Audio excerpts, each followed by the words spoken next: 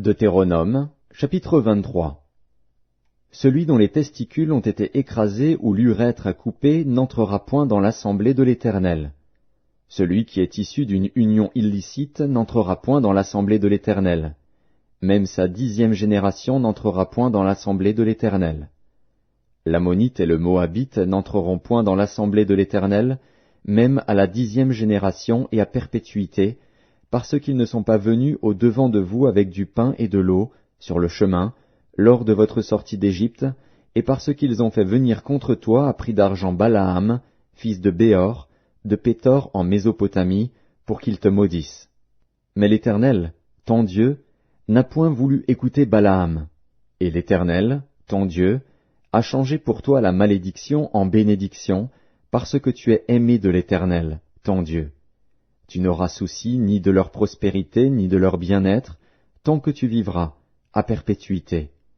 Tu n'auras point en abomination l'Édomite, car il est ton frère. Tu n'auras point en abomination l'Égyptien, car tu as été étranger dans son pays. Les fils qui leur naîtront à la 3e génération entreront dans l'assemblée de l'Éternel.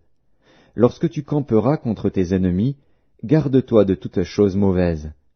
S'il y a chez toi un homme qui ne soit pas pur, par suite d'un accident nocturne, il sortira du camp, et n'entrera point dans le camp. Sur le soir il se lavera dans l'eau, et après le coucher du soleil il pourra rentrer au camp. Tu auras un lieu hors du camp, et c'est là, dehors, que tu iras. Tu auras parmi ton bagage un instrument, dont tu te serviras pour faire un creux et recouvrir tes excréments, quand tu voudras aller dehors. Car l'Éternel, ton Dieu, marche au milieu de ton camp pour te protéger et pour livrer tes ennemis devant toi.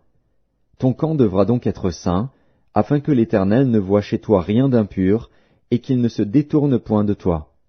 Tu ne livreras point à son maître un esclave qui se réfugiera chez toi, après l'avoir quitté. Il demeurera chez toi, au milieu de toi, dans le lieu qu'il choisira, dans l'une de tes villes, où bon lui semblera. Tu ne l'opprimeras point.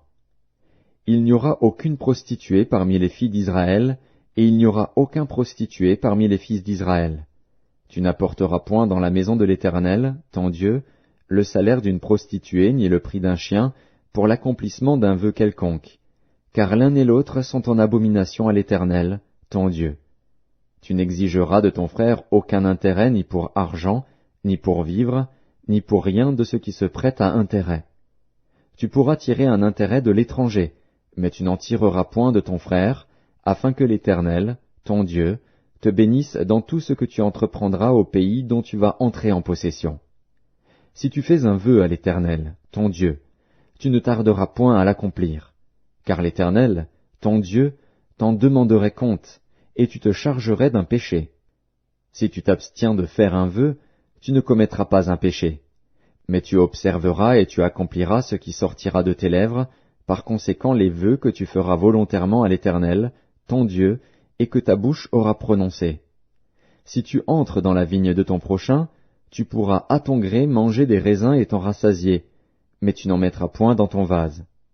Si tu entres dans les blés de ton prochain, tu pourras cueillir des épis avec la main, mais tu n'agiteras point la faucille sur les blés de ton prochain.